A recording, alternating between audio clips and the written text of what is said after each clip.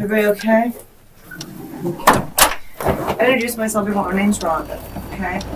And I'm gonna talk to you about this, okay?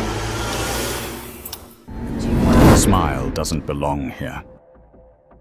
Amber Wright walks into the Marion County courtroom like she's entering a school dance, lips curved upward, eyes scanning the gallery for familiar faces.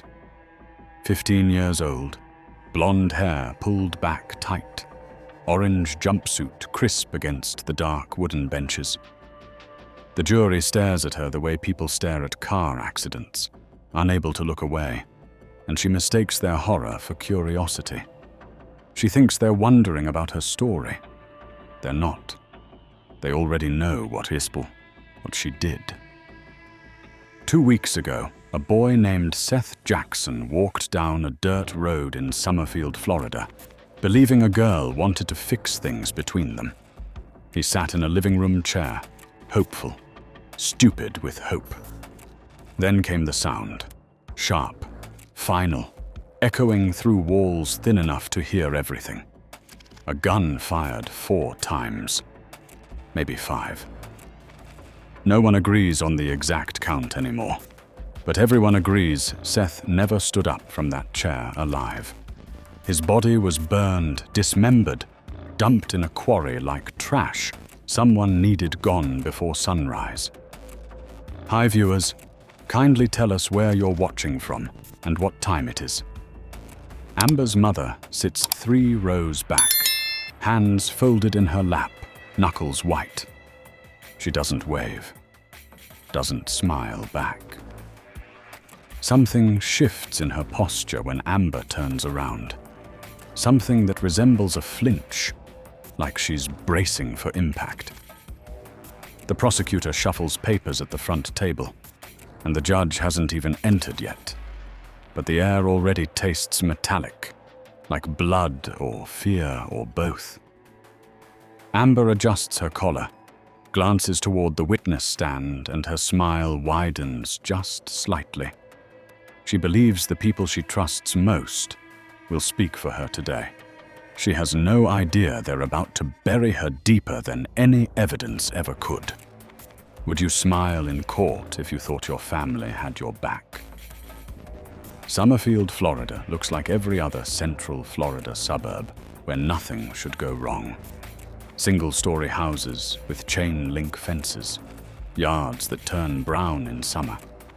Teenagers who smoke behind the 7-Eleven and text each other threats they half mean until they don't. Nobody locked doors here until Seth Jackson went missing. Now every porch light stays on past midnight.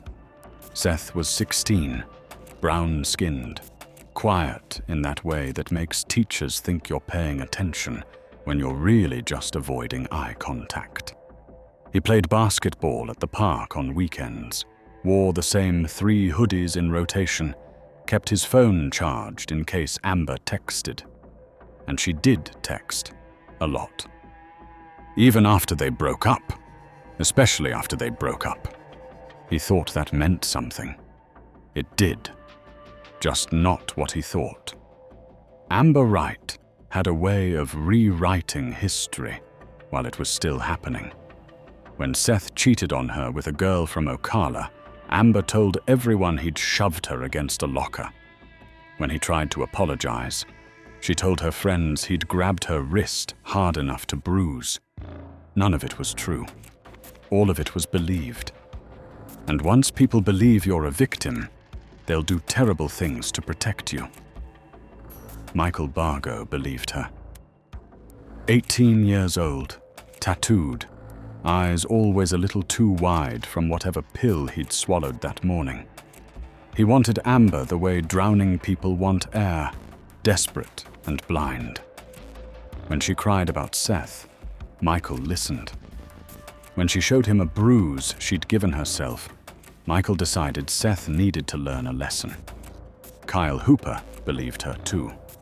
He was Amber's older brother, the kind of guy who'd fight someone at a gas station for looking at his sister wrong.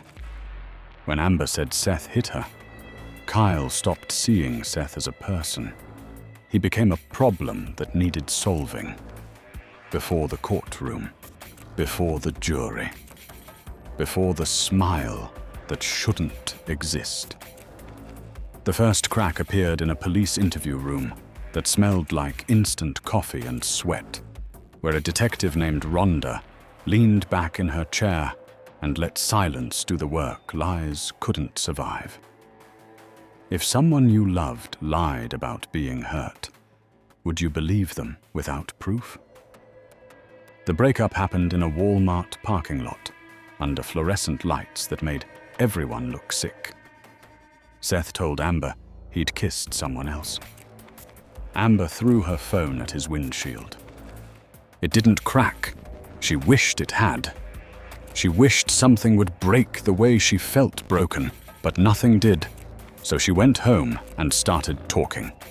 She told Charlie Ellerly that Seth grabbed her throat during an argument that never happened. She told Kyle that Seth pushed her downstairs she'd never fallen from. She told Michael Bargo that Seth hit her across the face, hard enough to leave a mark, then showed him a bruise from where she'd pressed a hairbrush into her own cheekbone for 30 seconds. Michael stared at that bruise like it was a blueprint, like it told him exactly what needed doing. Amber wasn't technically lying. She was building a story, brick by careful brick, until the structure looked real enough to live inside. And Michael Bargo moved into that story, like it was a house he'd been searching for his whole life.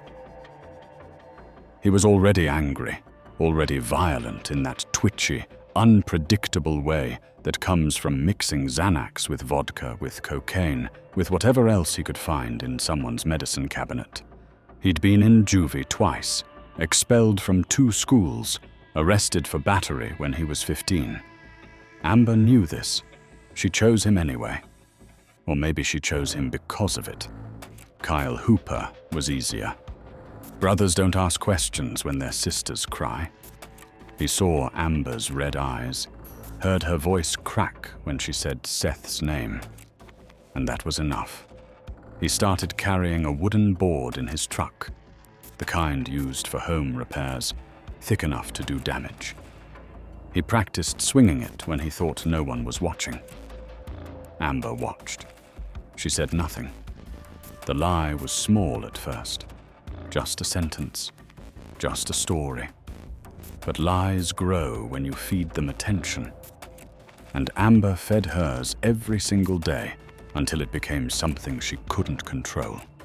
Until it became a living thing that wanted blood. And the lie was enough to make murder feel righteous to people who'd been waiting for an excuse.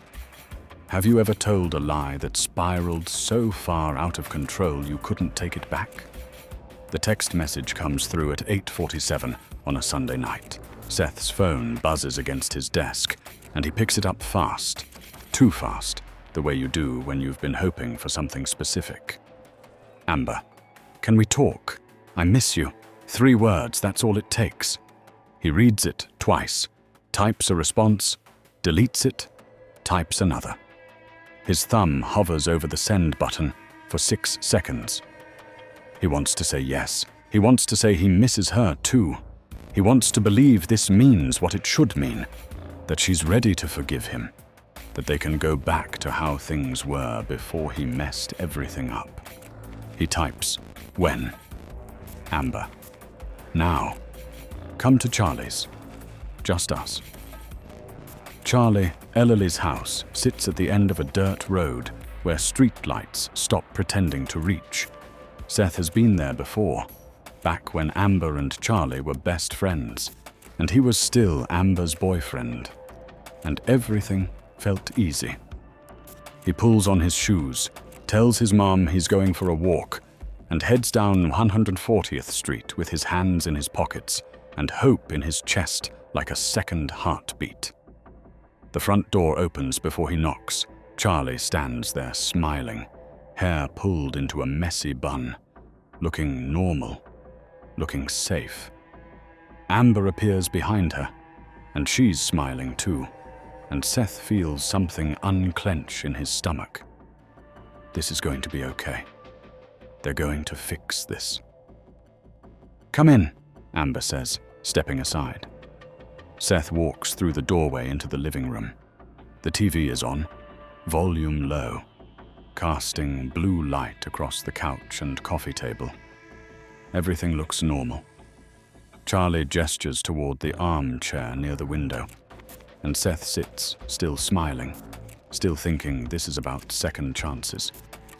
He doesn't notice Kyle Hooper standing in the hallway, doesn't see Michael Bargo in the kitchen, hand already reaching for the gun tucked into his waistband.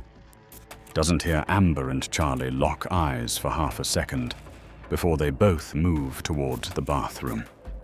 Seth sits in the living room chair, unaware he's been placed in the kill box, and the last thing he sees before everything explodes is Amber's back as she disappears around the corner. Would you walk into a room if the person who hurt you asked you to? Kyle comes out of the hallway swinging. The wooden board catches Seth across the shoulder before he can stand, and the impact sounds like a bat hitting a fence post, solid and wrong.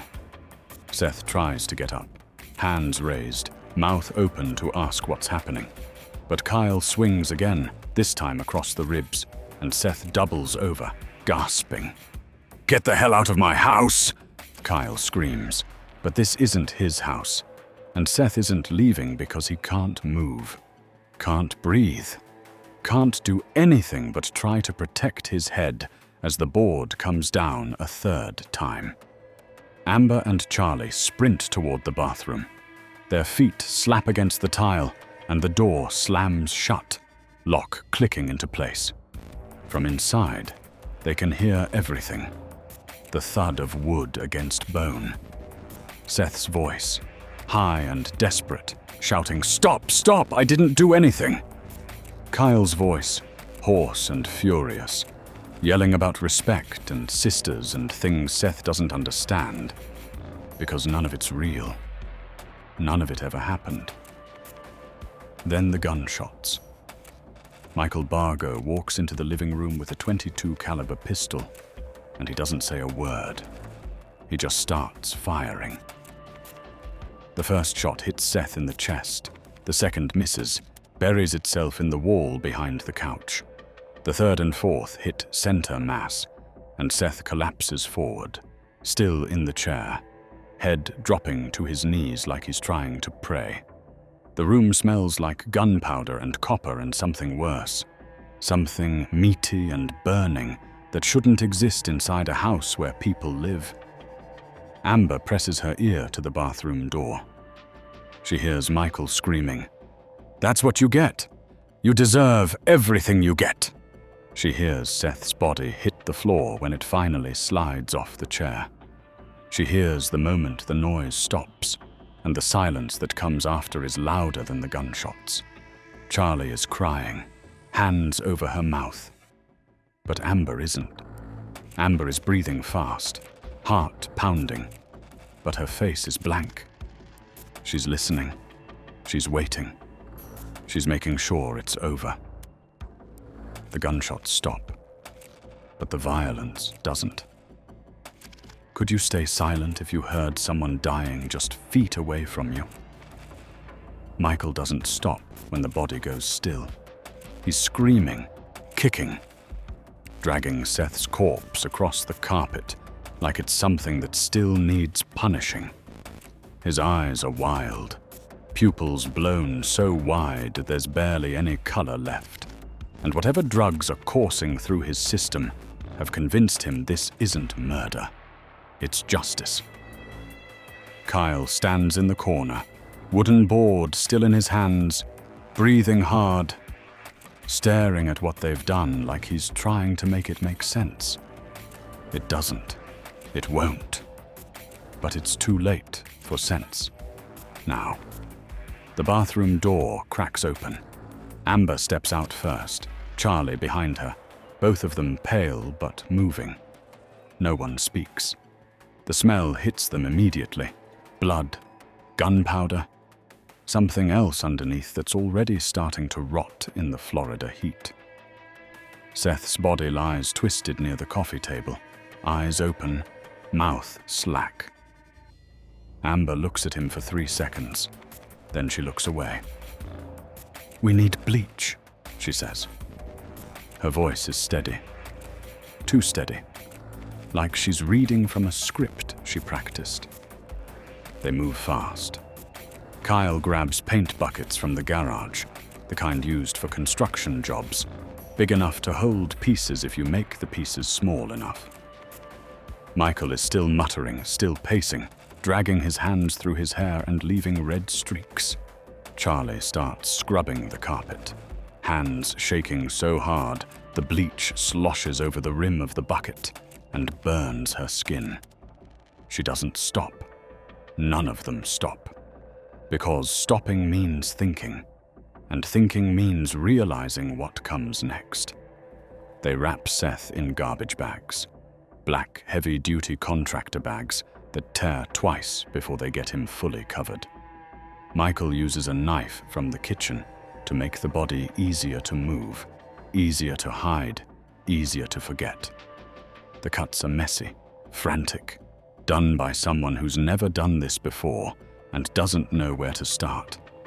Blood pools on the tile floor, seeps into the grout, stains everything it touches. Amber watches from the doorway, arms crossed, telling them where to put things, what to clean, how to make it look like nothing happened here. She's good at this. Too good.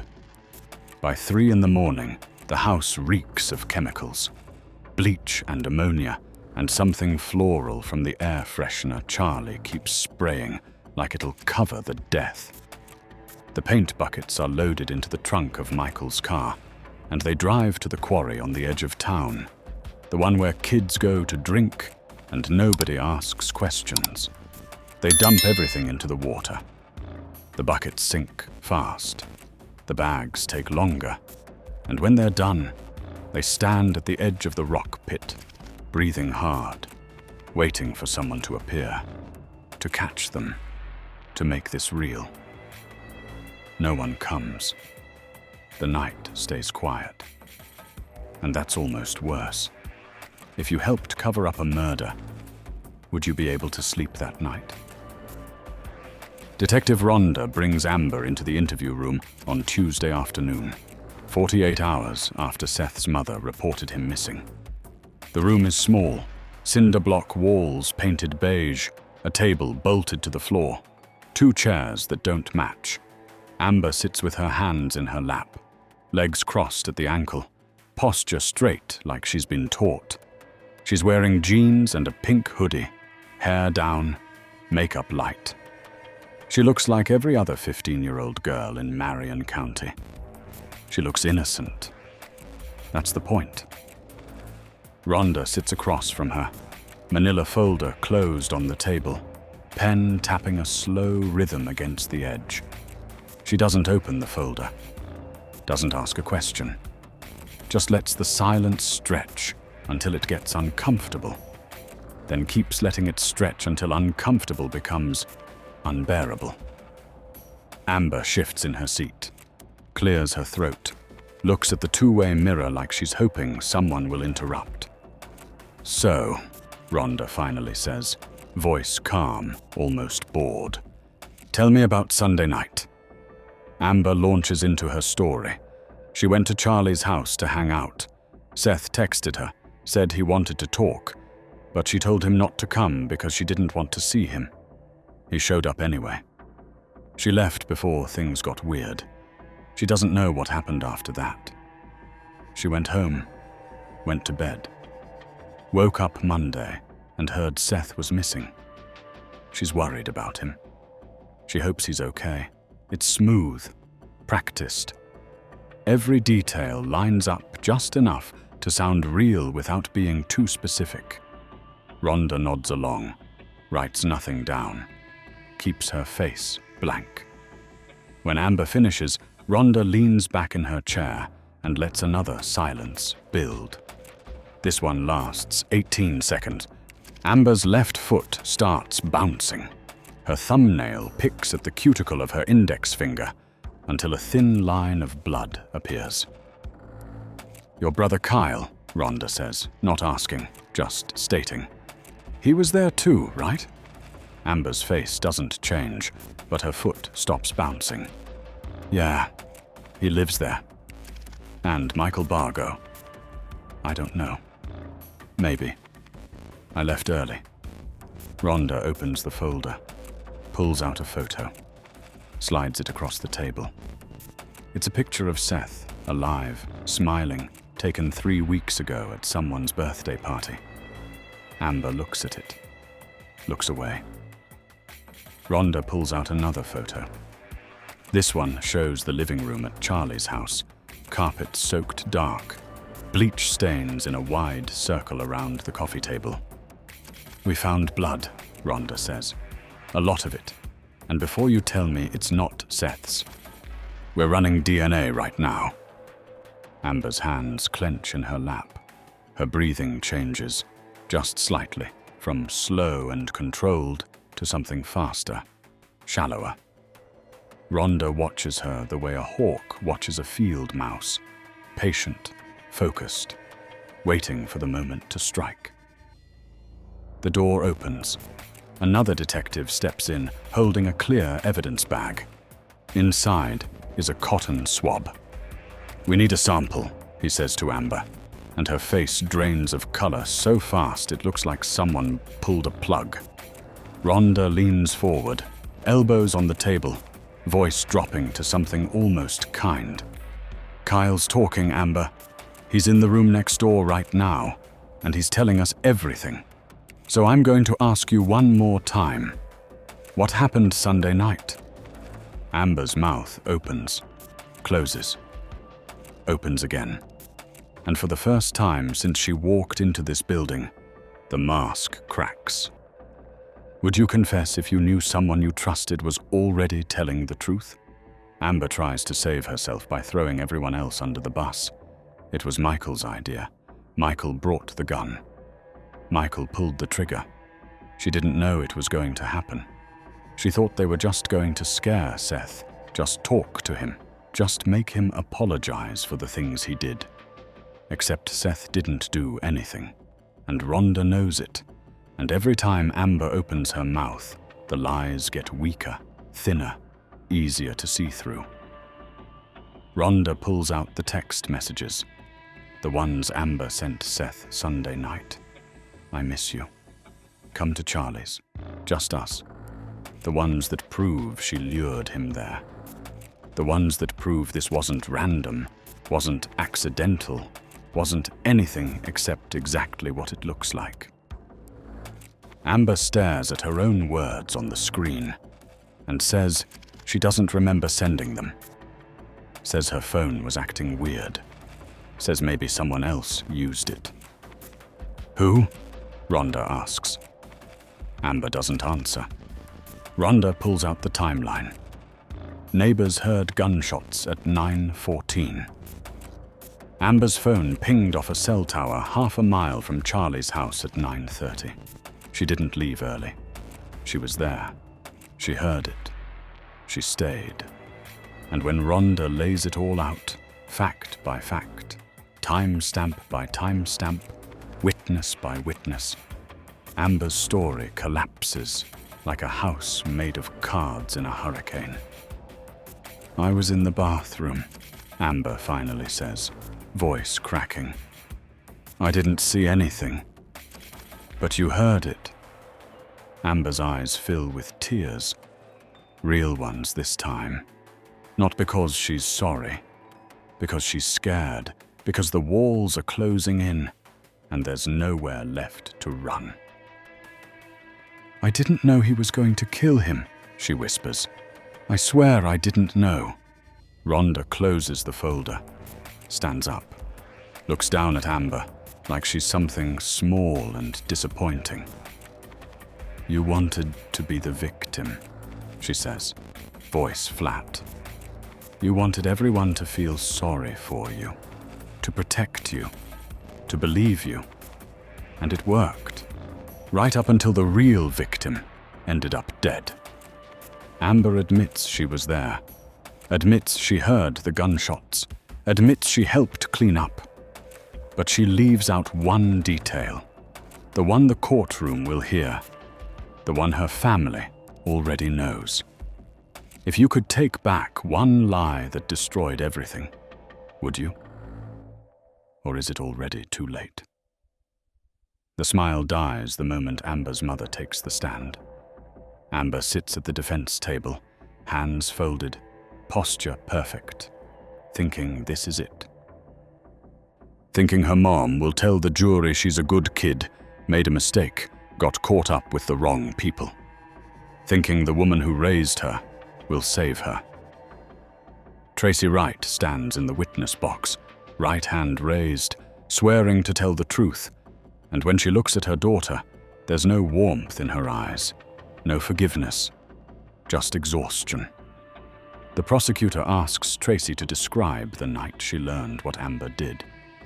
Tracy's voice shakes, but not with protection, with disappointment so deep it sounds like grief. She talks about the lies, the fake bruises, the stories Amber told about Seth that were never true. She talks about the moment the police showed up at their door and said they needed to talk to Amber about a missing boy. She talks about sitting in the station, listening to her daughter lie to detectives, and realizing she didn't know this person at all. Did Amber ever express remorse? The prosecutor asks. Tracy pauses. The courtroom is silent. Every juror leans forward. Amber's smile is gone now, replaced by something raw and desperate. No, Tracy says quietly. She was more worried about getting caught than about what happened to Seth. Kyle Hooper testifies next. He's already been sentenced, already accepted his role, and when he speaks, his voice is flat, mechanical, like he's reading someone else's story. He talks about believing his sister, about thinking he was protecting her, about swinging the board and feeling righteous until the gunshots started and everything became real. He looks at Amber once. She looks away.